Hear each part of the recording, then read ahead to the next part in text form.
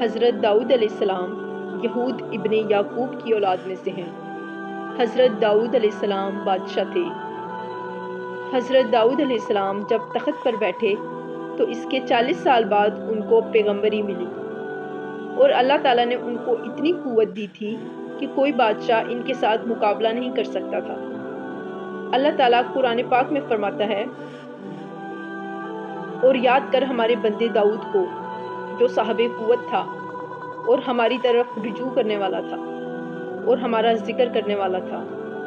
یاد کرو داؤد کو جو نہایت ہی قوت اور طاقت والے تھے، ان کی حکومت بھی مضبوط تھی۔ اللہ تعالیٰ نے حضرت داؤد علیہ السلام کو زمین پر خلیفہ بنایا تھا اور حکم دیا تھا کہ اگر لوگ آپ کے پاس کوئی معاملہ لے کر آئیں تو انصاف کے ساتھ فیصلہ کریں۔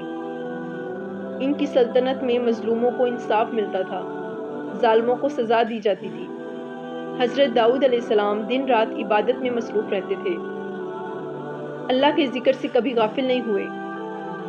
آپ کی حکومت میں کوئی بھوکا نظر نہیں آتا تھا، غریبوں اور محتاجوں کا خاص خیال رکھتے تھے۔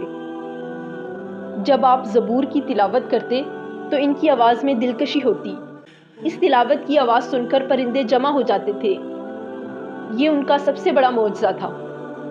آپ کی خوش الحانی سے بہتا پانی بھی تھم جاتا تھا۔ زمین کے سب پرندے اور جانور ہوا پر اور زمین پر کھڑے ہو کر سنتے تھے اور پھر سن کر بے ہوش ہو جاتے تھے، اور درختوں کی پتیاں زرد ہو جاتی تھیں۔ اس آواز سے کافر لوگ بے ہوش ہو جاتے اور مردہ ہو جاتے تھے۔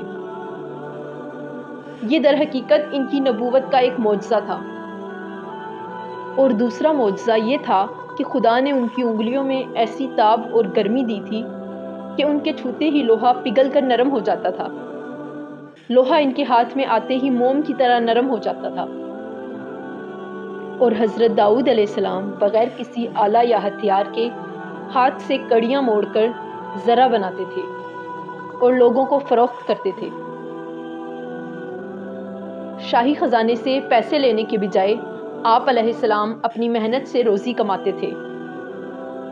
حضرت داؤد علیہ السلام کی بنائی ہوئی زرہیں لوگ شوق سے خریدتے تھے اور دشمن پر فتح حاصل کرتے تھے، جبکہ باقی لوگ آگ میں لوہا گرم کر کے کڑیاں بناتے تھے۔ ایک روایت میں ہے کہ لوہے کی ذرہ سب سے پہلے انہوں نے ایجاد کی۔ ایک ذرہ اس وقت 400 درہم میں فروخت ہوتی تھی، اور ان کا یہ معمول تھا کہ وہ 200 درہم درویشوں اور محتاجوں کو دیتے تھے، اور 100 درہم اپنے عزیز و اقارب کو دیتے تھے، اور 100 درہم اپنی عبادت کے لیے اور اپنی غذا کے لیے رکھتے تھے۔ کبھی کبھی آپ حضرت ابراہیم علیہ السلام، حضرت یعقوب علیہ السلام اور حضرت اسحاق علیہ السلام کے بارے میں سوچا کرتے تھے کہ اللہ نے ان کو کتنے بلند مرتبے سے نوازا ہے۔